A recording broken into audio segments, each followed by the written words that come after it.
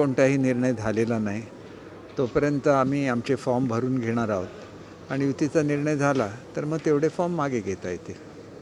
युतीला भाजप तयार नसल्याची चर्चा आहे, नेमकं काय?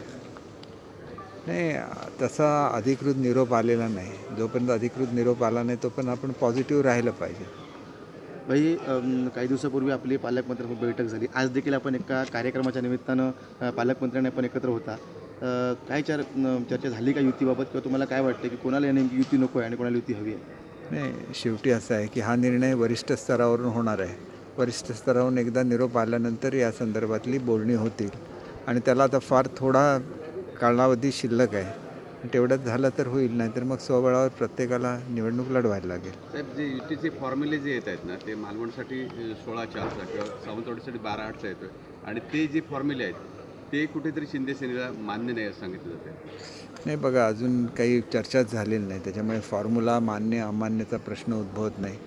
नगराध्यक्ष आणि 10-10 सीट असाच एक सन्मानजनक फॉर्म्युला असतो आणि तो प्रत्येक ठिकाणी वापरला जाईल अशी अपेक्षा आहे. कणकवलीचा त्याला अर्थात अपवाद आहे, परंतु अशा पद्धतीने केलं तरच सन्मानजनक युती होऊ शकते आणि त्याच्यामध्ये मला असं वाटतं की अशी काही चर्चा झालेली नसल्यामुळे कुठला फॉर्म्युला सांगितला, कुठला नाकारला असा प्रश्न उद्भवत नाही. आज अर्ज दाखल करणार होता. आमचा अर्ज आम्ही उद्या दाखल करतो आहे. उद्या आम्ही आमचे अर्ज दाखल करतो. युतीची शक्यता आता आहे की मावळलेली आहे? असली किंवा नसली तरी निवडणूक तर लढवायलाच लागेल. त्याच्यामुळे युती असली तरी निवडणूक लढवायला लागेल, युती नसली तरी निवडणूक लढवायला लागेल. स्वबळावर निवडणूक होईल. याच्या पलीकडे काय नाही. चांगल्या वातावरणामध्ये निवडणुका पार पाडाव्यात. थोड्या दिवसाच्या निवडणुका असतात, त्याच्यामध्ये चांगलं वातावरण राहावं, त्याशी चांगले संबंध राहावे एवढीच अपेक्षा. काही मालवणमध्ये एक पत्रकार परिषद झाली भाजपच्या नेत्यांनी, की शिंदे सेनेचं अस्तित्व मालवणमध्ये शून्य आहे. नाही, अशा तऱ्हेचं आमदारच मुळात शिवसेनेचे आहेत. त्याच्यामुळे असं वक्तव्य करताना थोडासा त्यांनी संयम बाळगला पाहिजे असं मला वाटतं.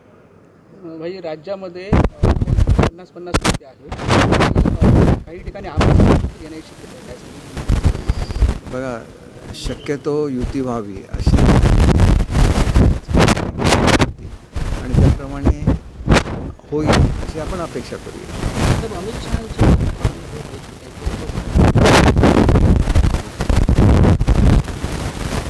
पवार सध्या जमीन घोटाळा या प्रकरणी दमाल्याने त्यांनी म्हटले तर राजीनामा देण्याची मागणी करतो. हे बघा, या बाबतीत मी काही कॉमेंट्स करणं बरोबर नाही.